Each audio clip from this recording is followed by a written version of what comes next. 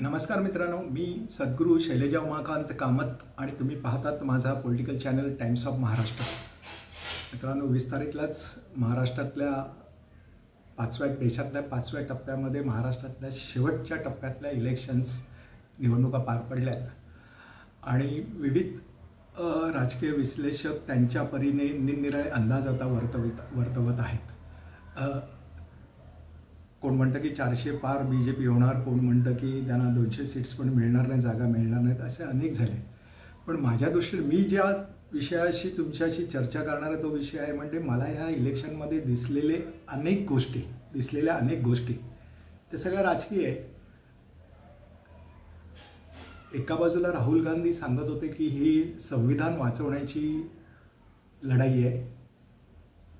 India ब्लॉकमधले जे पक्ष होते म्हणजे महाराष्ट्रात शिवसेना असेल, राष्ट्रवादी काँग्रेस असेल, हे पण सातत्यानं सांगत होते की ही खरी लढाई ही संविधान वाचवण्यासाठी आहे.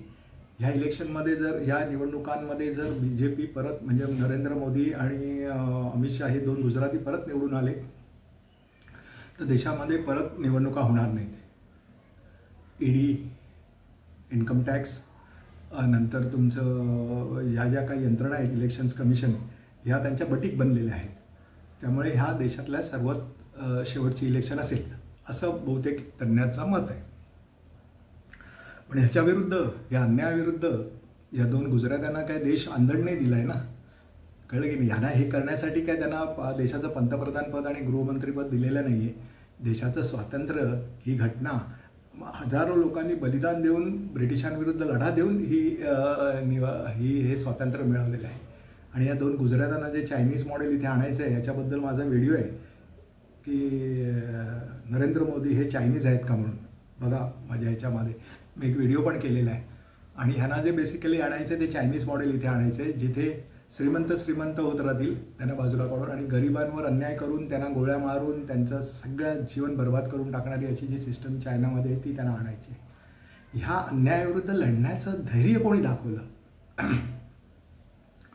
माझ्या मते ना, हे इतर पत्रकार सांगतायत की नाही याची मला कल्पना नाही, पण मला जे आढळले ते देश पातळीवर 4 नेते प्रकर्षाने डू ऑर डाय हा अप्रोच ठेवून न घाबरता ED, एन्फोर्समेंट डायरेक्टोरेट, तुमचं इन्कम टॅक्स डिपार्टमेंट आहे, तुमचं इलेक्शन कमिशन आहे, आणखीन कसलं काय असेल ते, याला न घाबरता जे 4 नेते ह्या देशामध्ये सातत्याने गेले 2 वर्ष लढत आहेत ते म्हणजे महाराष्ट्रामध्ये शिवसेना उद्धव बाळासाहेब ठाकरे या पक्षाचे पक्षप्रमुख उद्धवजी ठाकरे, दिल्लीला केजरीवाल, बिहारमध्ये लालू प्रसादांचा मुलगा तेजस्वी यादव आणि चौथे म्हणजे राहुल गांधी. ह्या लोकांनी do or die Narendra Modi, Amit Shah, ED, तुमचं इन्कम टॅक्स या कशाची पर्वा न करता गेली 2-2.5 वर्ष जे सातत्याने लढत आहेत. आणि हे 4 प्रमुख नेते. आज उद्धव ठाकरेंनी महाराष्ट्रामध्ये जे काही वादळ निर्माण केलं, त्यांच्याबद्दल जी काही सहानुभूती महाराष्ट्रामध्ये निर्माण झाली त्याचा अचूक फायदा उठवून त्यांनी जे काही रणकंदन उभं केलं BJP विरुद्ध ते वाखाणण्यासारखंच आहे.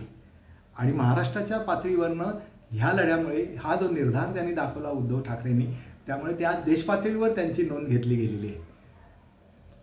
राहुल गांधींनी ह्या 2 वर्षामध्ये स्वतःच्या व्यक्तिमत्वामध्ये जो काय 360 डिग्री परिवर्तन करून दाखवलं, देशाच्या समस्या जाणून घेतल्या.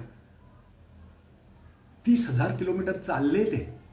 त्यांच्या दुसऱ्या यात्रेमध्ये पण ते चालत होते, बरेच हे चालत त्यांनी केले. आणि 30,000 किलोमीटर जर तुम्ही चाललात तर या देशाच्या समस्या तुम्हाला पूर्णपणे समजणार, तुम्ही तुमच्या डोळ्याने पाहू शकणार. लालू प्रसादांचा मुलगा जो आहे तेजस्वी यादव, यांनी देखील कसल्याही आमिषाला न बळता एक हाती तिथे बिहारमध्ये तो आज राहुल गांधींना बरोबर घेऊन लढतोय. आणि अरविंद केजरीवाल तर यांना न घाबरता 1.5-2 महिने तुरुंगात राहून परत बाहेर आले बेलवर. आणि त्यांनी देखील अखंड बेलमधनं बेल मिळाल्यानंतर अखंड हिंदुस्थानात ते सतत फिरत आहेत. मुंबईत पण येऊन गेले, आपल्या इंडिया ब्लॉकच्या सभेमध्ये पण त्यांनी जोरदार भाषण करून ते गेले. आता सगळे पत्रकार ही लढाई तर चालूच आहे. इतकी मोठी लढाई हे 4 नेते लढत आहेत. जनतेमध्ये एक जसं 14ला काँग्रेस विरुद्ध जो सुप्त काँग्रेस नको आहे मला, आणि त्याच लाटेवर तथाकथित मोदी लाट आणली आणि त्या याच्यावर हे बसून पंतप्रधान झाले. तशाच प्रकारची लाट आज हिंदुस्थानामध्ये अखंड हिंदुस्थानच्या सर्व प्रांतामध्ये, सर्व प्रदेशांमध्ये BJP नको ही लाट आज सर्वत्र दिसते. महाराष्ट्रामध्ये त्या लाटेचा जो BJP नको हा अंडर करंट आहेच. त्याशिवाय उद्धव ठाकरेंना सहानुभूतीची जी लाट मिळाली आहे ती अभूतपूर्व आहे. त्यामुळे सर्व राजकीय विश्लेषक, सट्टा बाजार वगैरे सगळेजण सांगतात की BJPचं यामध्ये शिरकाण होणार आहे. ह्या वेळेला महाराष्ट्रामध्ये त्यांचा सुपडा सापडणार आहे. सगळेजण आपापले अंदाज देत आहेत. तसं मी पण तुम्हाला आज अंदाज सांगतोय. महाराष्ट्रामध्ये महाविकास आघाडीला 35 ते 39 जागा मिळणार आहेत. भारतीय जनता पक्ष हा एकेरी फिगरवरच येणार आहे. कळलं की नाही? आणि अखिल भारतीय स्तरावर, अखिल हिंदुस्थान लेवलवर भारतीय जनता पक्ष हा 175 ते 190च्या मध्येच कुठेतरी असेल, प्रोव्हाइडेड. पण प्रसून वाजपेयींनी आज एक सुंदर व्हिडिओ केला आहे आणि त्यांनी त्याच्यामध्ये दाखवलं आहे की EVMमध्ये घोटाळा करून भारतीय जनता पक्षाने 2 गुजराती परत सत्तेवर येऊ शकतात. कारण 2022मध्ये गुजरातमध्ये ज्या इलेक्शन झाल्या त्या इलेक्शनमध्ये इलेक्शन कमिशनरला हाताशी धरून त्यांनी प्रत्येक कॉन्स्टिट्युन्सीमध्ये 8 ते 10% मतं वाढवली होती.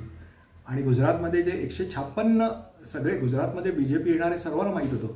पण ते साधारण 110-120 विधानसभेच्या सीट जिंकेल असं वाटलं होतं. पण आश्चर्यकारकरीत्या 156 विधानसभेच्या जागा जिंकून पूर्ण क्लीन स्वीप त्यांनी गुजरातमध्ये करून दाखवलं. त्यावेळेला प्रत्येक जिल्ह्यामध्ये 8 ते 10% मतदान वाढवून दाखवलेलं होतं इलेक्शन कमिशनने. आजच्या दिवशी जवळजवळ 1,07,00,000 मतं इलेक्शन कमिशननी वाढवून दाखवलेली आहेत. म्हणजे इलेक्शन ज्या दिवशी होतं त्या दिवशी 5 वाजता 6 वाजता संपल्यावर एक इलेक्शन सांगते की एवढी मतं झाली आहेत. आणि 4-4, 5-5, 10-10 शेवटी पहिल्या फेरीमध्ये 11 दिवसांनी त्यांनी सांगितलं की 8% मतं वाढवून सांगितलं की आज एवढं मतदान झालेलं आहे. आजच्या जगामध्ये इलेक्ट्रॉनिकच्या ह्याच्यामध्ये, कॉम्प्युटरच्या ह्याच्यामध्ये तुम्हाला फायनल फिगर सांगण्यासाठी 10 आणि 11 दिवस लागतात. 1,10,00,000 मतं वाढवलेली आहेत. आणि अजून 5व्या फेरीचे त्यांनी फायनल फिगर दिलेले नाही. त्यात 25 तारखेची 6वी फेरी, 1 तारखेची 7वी फेरी, याच्यामध्ये जर असंच 8 आणि 10% मतदान BJPने म्हणजे इलेक्शन कमिशननी BJPसाठी वाढवून दाखवलं तर मात्र 400 पार काय 500 पार पण भारतीय जनता पक्ष जाऊ शकतो. ही एक सत्य घटना आहे. आज हिंदुस्थानमध्ये अनेक आता जे त्याच्यात अनेक EVM मशीन बिघडल्या, काही मशीन हरवल्या, त्याचा काही पत्ता नाही आहे. आणि प्रत्येक ठिकाणी 8 महाराष्ट्रामध्ये जवळ 2.5% मतदान वाढवून दाखवलं आहे. कळलं की नाही फायनल फिगर्समध्ये. तर असं झालं तर मग ती इलेक्शन नाही आहे, ती जुमला करूनच ते इथे येऊ शकतील. पण तो जर जुमला झाला, EVMचा जर जुमला करून नरेंद्र मोदी आणि शहा जर सत्तेवर येऊ पाहतील तर मात्र या 2 गुजरात्यांना प्रचंड रोषाला जनतेच्या रोषाला सामोरं जावं लागेल. आणि त्या रोषामध्ये RSS जनतेबरोबर असेल असं वाटतंय. कळलं की नाही? असं राजकीय विश्लेषकांचं मत आहे. RSS त्याच्यामध्ये या 2 गुजरात्यांविरुद्ध असेल. अखंड जनता हिंदुस्थानाची असतील. सर्व विरोधी पक्ष या संघर्षामध्ये भाग घेतील आणि मात्र या 2 गुजरात्यांना हिंदुस्थानमध्ये सळोखो करून सोडतील.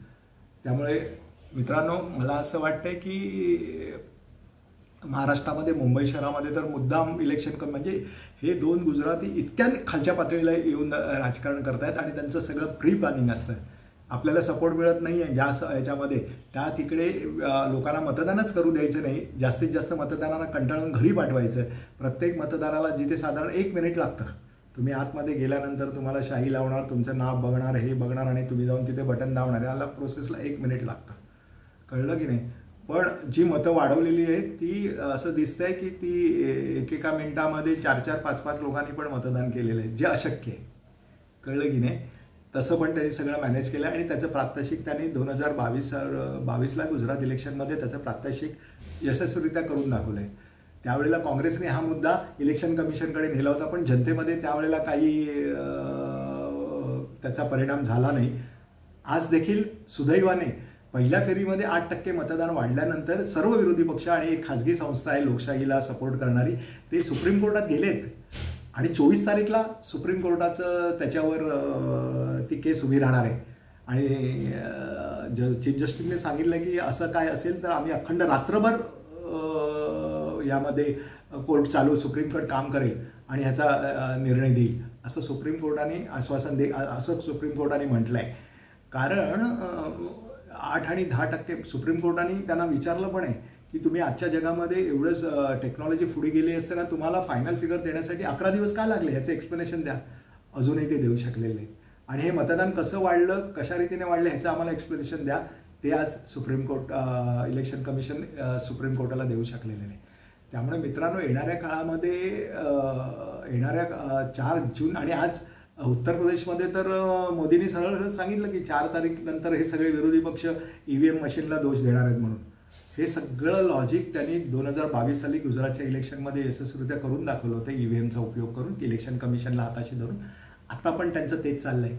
आणि ते जर यशस्वी झालं तर मात्र त्यांचं अबकी बार 400 बार नाही, अबकी बार 500 बार पण जाण्याची शक्यता आहे. आणि मग होणारा जे काही हिंदुस्थानमध्ये होईल त्याला हे 2 गुजराती जबाबदार असतील. सत्य परिस्थितीमध्ये जर त्यांनी असं काही केलेलं नसेल, हे झालेलं नसेल, तर BJP अखिल भारतीय स्तरावर 175 ते 190च्या पुढे जाणार नाही. महाराष्ट्रामध्ये BJPचा सुपडा साफ होणार आहे आणि 35 ते 39 जागा महाविकास आघाडीला मिळणार आहेत, एवढं निश्चित. मित्रांनो, मी सांगितलेलं हे जर तुम्हाला पटलं असेल तर माझ्या या व्हिडिओला जरूर लाईक करा, तो सगळ्यांबरोबर शेअर करा, तो व्हायरल करा. आणि मुख्य म्हणजे माझा जो चॅनल आहे टाइम्स ऑफ महाराष्ट्राला कृपया सबस्क्राईब करा. पुढच्या महिन्याभरापर्यंत मी 10,000 सबस्क्रायबरचं टार्गेट ठेवलं आहे, ते माझं यशस्वी करण्यात मला मदत करा.